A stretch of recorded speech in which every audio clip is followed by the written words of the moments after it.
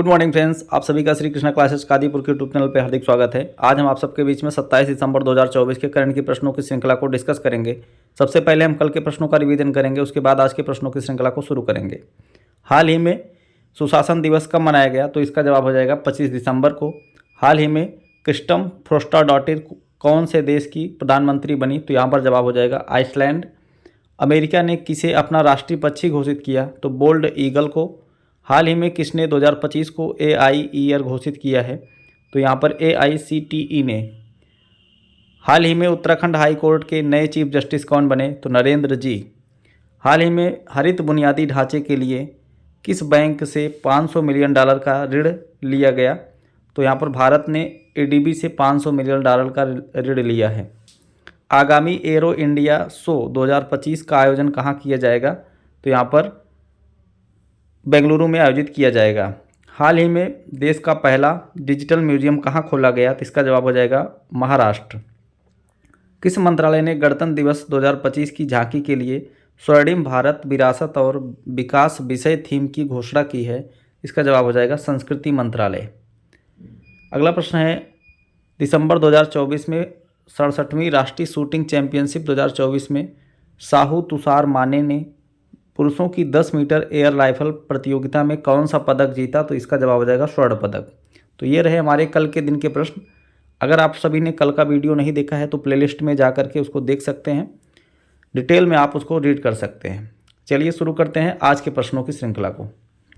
आज के दिन का हमारा पहला प्रश्न है, हाल ही में वीर बाला दिवस कब मनाया गया? तो वीर बाला दिवस मनाया जाता है 26 दिसंबर को। भारत में हर वर्ष 26 दिसंबर को वीर बाला दिवस मनाया जाता है। यह दिन सिख धर्म के 10वें गुरु गोविंद सिंह जी के 4 वीर पुत्रों के अद्वितीय बलिदान और साहस के प्रति सम्मान व्यक्त करने के उद्देश्य से मनाया जाता है। वीर बाला दिवस के अवसर पर प्रधानमंत्री मोदी जी ने 14 राज्यों और के 17 बच्चों को संस्कृति, बहादुरी, नवाचार, विज्ञान और प्रौद्योगिकी, सामाजिक सेवा, खेल और पर्यावरण जैसे क्षेत्रों में असाधारण योगदान के लिए पुरस्कार देकर सम्मानित किया। तो यहाँ पर इसको याद रखना है, कितने बच्चों को सम्मानित किया है मोदी जी ने? तो 17 बच्चों को यहाँ पर सम्मानित किया गया है वीर बाला पुरस्कार से। तो आप यहाँ पर देख सकते हैं इमेज के जरिए। तो यहाँ पर 17 बच्चों को, कुल ये 14 राज्यों के 17 बच्चे हैं, इनको कुछ असाधारण योगदान के लिए इनको सम्मानित किया है वीर बाला सम्मान से। आइए देखते हैं दिवस के जो रिवीजन कर लिया जाए दिसंबर 2024 के जितने भी इम्पोर्टेंट डे हैं। 1 दिसंबर को विश्व एड्स दिवस, 2 दिसंबर को राष्ट्रीय प्रदूषण नियंत्रण दिवस, विश्व कंप्यूटर साक्षरता दिवस, अंतर्राष्ट्रीय गुलामी उन्मूलन दिवस।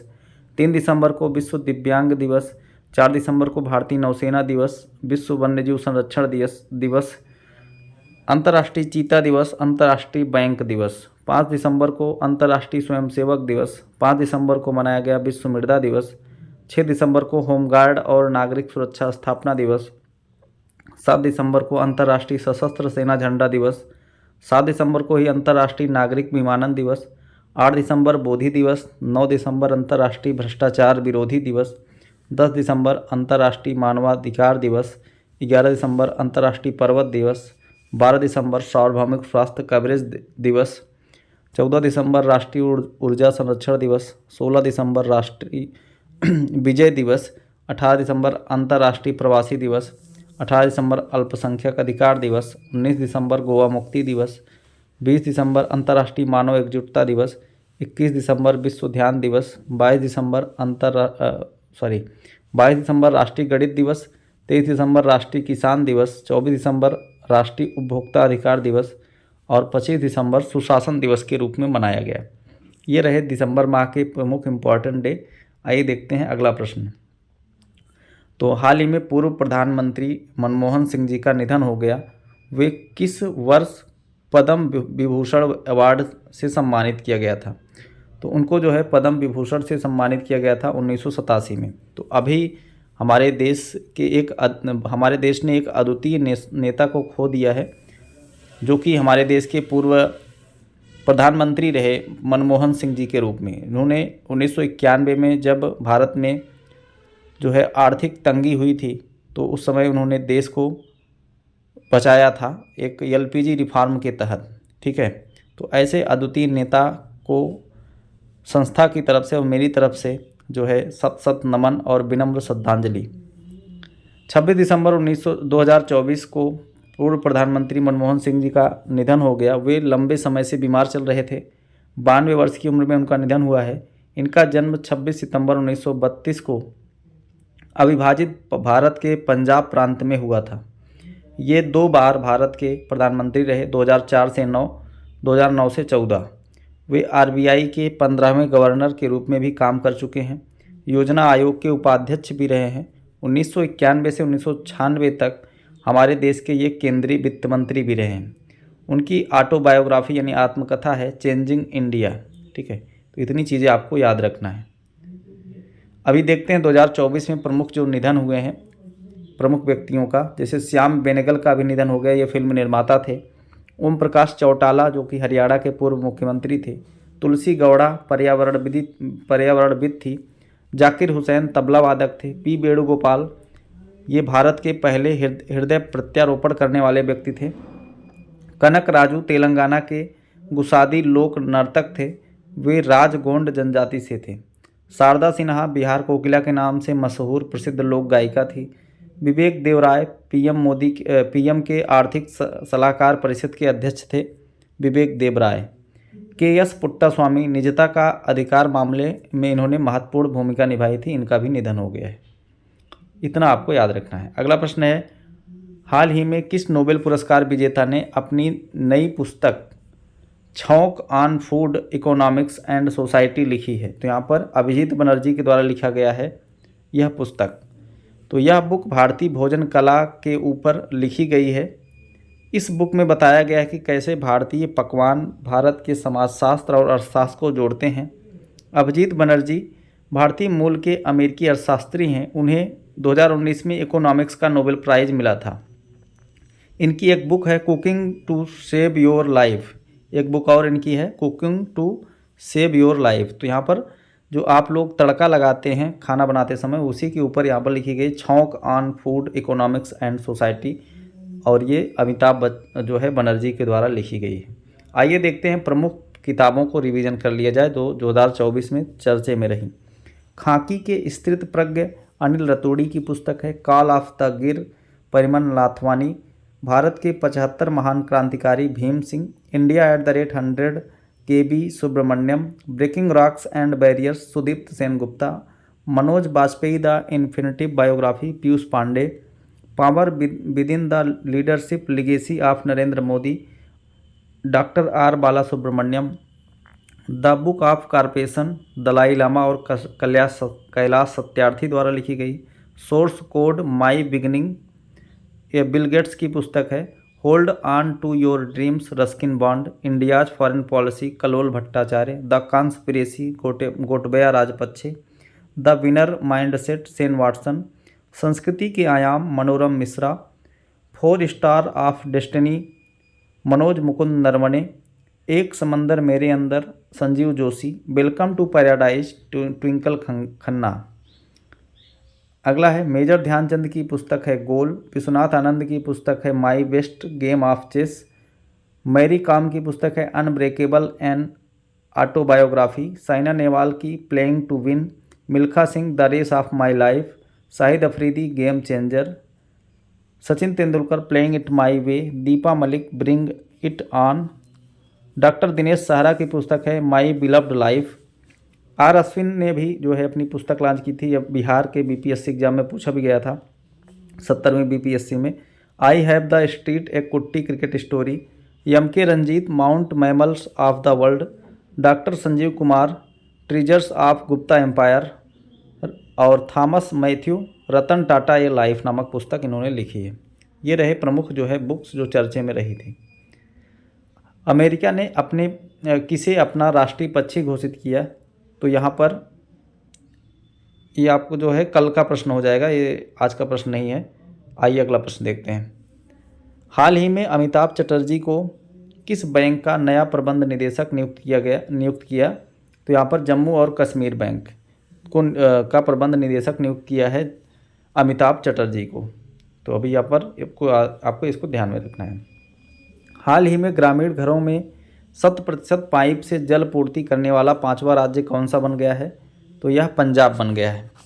तो ग्रामीण घरों में 100% पाइप द्वारा जलपूर्ति करने वाला 5वां राज्य बन गया है राजस्थान। तो आप लोग कमेंट बॉक्स में बताएंगे कि पहला राज्य कौन सा बना था। ग्रामीण घरों में 100% पाइप से जल पूर्ति करने वाला पहला राज्य कौन सा बना था, इसको आप लोग कमेंट बॉक्स में बताएंगे। पंजाब की राजधानी चंडीगढ़, यहाँ के सीएम है भगवंत मान, राज्यपाल हैं गुलाब चंद्र कटारिया। अभी जो है पंजाब 14वीं हॉकी इंडिया जूनियर राष्ट्रीय पुरुष चैंपियनशिप जीत लिया है। पंजाब में अवैध कॉलोनी को विनियमित करने के लिए कानून पारित किया गया। 5 वर्ष की उम्र में माउंट किलिमंजारो पर चढ़ने वाले का रिकॉर्ड बनाया है तेगवीर सिंह, जो कि पंजाब के हैं। पंजाब ने प्रारंभिक बाल्यावस्था शिक्षा को बढ़ावा देने के लिए आरंभ कार्यक्रम शुरू किया। लोकसभा चुनाव के लिए शुभमन गिल पंजाब स्टेट आइकॉन बने। सभी दुर्घटना हॉट स्पॉट को मैप करने वाला पहला राज्य पंजाब है। पंजाब के मुख्यमंत्री ने 2 डोर स्टेप सेवाओं के लिए योजना शुरू की। पंजाब के मुख्यमंत्री को सर्टिफिकेट ऑफ एक्सीलेंस से सम्मानित किया गया। ये आपको पंजाब से याद रखना है। अगला प्रश्न है, हाल ही में किस देश की कंपनी सीन 4 साल बाद भारतीय बाजार में वापसी करने जा रही है? तो यहाँ पर इसका जवाब हो जाएगा चाइना। तो सीन कंपनी जो है इसको बैन कर दिया गया था 2020 में। उस समय जब गलवान घाटी में भारत और चीन के बीच विवाद बढ़ा था, तब जो है इसको बैन कर दिया गया था। इसके साथ साथ 50 ऐप को और ऐसा बैन किया गया था जो चाइनीज ऐप थे। तो अभी चीन का मशहूर फैशन ब्रांड सीन 4 साल बाद की पाबंदी झेलने के बाद भारतीय बाजार में फिर से वापसी करने जा रहा है। उसे कारोबारी मुकेश अंबानी के रिलायंस ग्रुप के साथ मिल गया है। सीन ने रिलायंस रिटेल के ऑनलाइन प्लेटफॉर्म एजियो पर अपने कलेक्शन की टेस्टिंग और कैटलॉगिंग शुरू कर दिया है। साल 2020 में भारत और चाइना के बीच विवाद बढ़ गया था। इसके चलते भारत ने 2020 में सीन समेत 50 चीनी ऐप को बैन कर दिया था। ठीक है, ऐप को आपको ध्यान में रखना है। अगला प्रश्न है, हाल ही में किस राज्य के ओमकारेश्वर फ्लोटिंग सोलर प्रोजेक्ट का उद्घाटन किया गया? तो यहाँ पर मध्य प्रदेश में इसका उद्घाटन किया गया है। यह तैरता हुआ जो है सोलर प्लांट है, आप देख सकते हैं पानी में इसको बनाया गया है। तो अभी इसको जो है उद्घाटित किया गया प्रधानमंत्री मोदी। तो मध्य प्रदेश के खंडवा में ओमकारेश्वर फ्लोटिंग सोलर प्रोजेक्ट का उद्घाटन प्रधानमंत्री मोदी जी द्वारा किया गया। इस परियोजना का उद्देश्य कार्बन उत्सर्जन को कम करना, जो 2070 तक भारत शुद्ध शून्य कार्बन उत्सर्जन का लक्ष्य रखा है। अगला प्रश्न देखते हैं। तो मध्य प्रदेश की बात की जाए तो यहाँ की राजधानी भोपाल, मुख्यमंत्री मोहन यादव, राज्यपाल मंगू भाई पटेल। लोकसभा सीटों की संख्या यहाँ पर 29 है, राज्यसभा सीटों की संख्या यहाँ पर 11 है। सतपुड़ा राष्ट्रीय उद्यान, वन विहार राष्ट्रीय उद्यान, डायनासोर, ओमकारेश्वर, पन्ना, बांधवगढ़, कान्हा, पेंच, संजय माधव, ये सभी नेशनल पार्क जो हैं मध्य प्रदेश में स्थित हैं। कैलाश मकवाना मध्य प्रदेश के डीजीपी बने। सांची देश की पहली सोलर सिटी बनी। नर्मदा लोक अमरकंटक में बनेगा। सिकल सेल एनीमिया उन्मूलन पहल प्रधानमंत्री मोदी जी ने मध्य प्रदेश के शहडोल से शुरू किया था। मध्य प्रदेश हाई कोर्ट के चीफ जस्टिस बने सुरेश कुमार कैत। ग्वालियर यूनेस्को द्वारा संगीत शहर चुना गया। दुर्गावती टाइगर रिजर्व 54वां टाइगर रिजर्व बना। मध्य प्रदेश सरकार महिलाओं को सरकारी नौकरी में 35% आरक्षण देने की घोषणा की है। ओरछा को विश्व यूनेस्को की धरोहर में शामिल किया गया है। राज्य के कुनो नेशनल पार्क में अग्नि और वायु नामक 2 नर चीते छोड़े गए। रातापानी को देश का 57वां टाइगर रिजर्व घोषित किया गया है। भोपाल में 17 दिसंबर को 10वां अंतर्राष्ट्रीय वन महोत्सव मनाया गया। और अभी जो है केन बेतवा लिंक परियोजना का उद्घाटन मोदी जी के द्वारा किया गया है खजुराहो एमपी से। ठीक है, इसको भी आप लोग ध्यान में रखेंगे। अगला प्रश्न है, हाल ही में पूर्व प्रधानमंत्री अटल बिहारी वाजपेयी की प्रतिमा का अनावरण कहाँ किया गया? तो यहाँ पर लखनऊ में इसका अनावरण किया गया है। प्रधानमंत्री अटल बिहारी वाजपेयी जो कि इनके जो है जयंती पर सुशासन दिवस के रूप में मनाया जाता है 25 दिसंबर को। इसी अवसर पर उत्तर प्रदेश के मुख्यमंत्री और केंद्रीय रक्षा मंत्री राजनाथ सिंह के द्वारा इस प्रतिमा का अनावरण किया गया। तो रक्षा मंत्री राजनाथ सिंह और उत्तर प्रदेश के मुख्यमंत्री योगी आदित्यनाथ ने 25 दिसंबर 2024 को लखनऊ के कुड़िया घाट पर पूर्व प्रधानमंत्री अटल बिहारी वाजपेयी की प्रतिमा का अनावरण किया। यह कार्यक्रम वाजपेयी की जयंती के उपलक्ष्य में मनाया गया। ठीक है, आप लोग इसको ध्यान में रखेंगे। अगला प्रश्न देखते हैं। अगला प्रश्न है, यूएन महासचिव एंटोनियो गुटेरेस ने सीरिया इजराइल सीमा पर शहीद ब्रिगेडियर को श्रद्धांजलि दी, उनका नाम बताइए। तो यहाँ पर अमिताभ झा जो है ये शहीद हो गए थे सीरिया इजराइल सीमा पर, और इनको अभी यूएन महासचिव एंटोनियो गुटेरेस ने श्रद्धांजलि दी है। ठीक है, ये भारतीय सैनिक हैं। संयुक्त राष्ट्र महासचिव एंटोनियो गुटेरेस ने भारत के ब्रिगेडियर जनरल अमिताभ झा को श्रद्धांजलि अर्पित की। ब्रिगेडियर अमिताभ झा 2030 से संयुक्त राष्ट्र डिसएंगेजमेंट ऑब्जर्वर फोर्स UNDOF के डिप्टी फोर्स कमांडर के तौर पर कार्यरत थे। ठीक है, और इनको अभी जो है श्रद्धांजलि दिया गया है। किस भाषा के प्रसिद्ध लेखक MT वासुदेवन नायर का 91 वर्ष की उम्र में निधन हो गया। तो ये मलयालम भाषा के जो है लेखक थे, इनको जो है इनका अभी 91 वर्ष की उम्र में निधन हो गया है, तो आप लोग ध्यान में रखिएगा। तो मलयालम साहित्य के दिग्गज और ज्ञानपीठ पुरस्कार विजेता MT वासुदेवन नायर का केरल के कोझिकोड में निधन हो गया। राज्य सरकार ने 26 और 27 सितंबर को 2 दिन का आधिकारिक शोक की घोषणा की है। उन्हें मलयालम के महानतम लेखक में से एक माना जाता है और वह केरल से प्रकाशित होने वाली एक सुप्रसिद्ध पत्रिका मातृभूमि सप्ताह का जो है संपादक रहे हैं। 2013 में उन्हें मलयालम सिनेमा के लिए आजीवन उपलब्धि के लिए JC डेनियल पुरस्कार से सम्मानित किया गया था। साहित्य के उनके उत्कृष्ट योगदान के लिए 1995 में भारत के सर्वोच्च साहित्यिक सम्मान ज्ञानपीठ पुरस्कार से इनको सम्मानित किया गया था। 2022 में केरल सरकार ने उनको राज्य का सर्वोच्च नागरिक सम्मान केरल ज्योति से सम्मानित किया था। ठीक है, आप लोग इनको याद रखेंगे। तो ये रहा आपका होमवर्क प्रश्न। हाल ही में किस राज्य में पहली बार गंगा नदी डॉल्फिन टैगिंग का आयोजन किया गया? आप लोग कमेंट बॉक्स में बताएंगे। ठीक है, और ये भी बताएंगे गंगा नदी डॉल्फिन को राष्ट्रीय जलीय जीव कब घोषित किया गया, और इसका जो है डॉल्फिन संरक्षण केंद्र कहाँ पर है। ये सभी जवाब आप लोग डॉल्फिन से जुड़े हुए, डॉल्फिन का वैज्ञानिक नाम भी आप लोग यहाँ पर कमेंट में बताएंगे।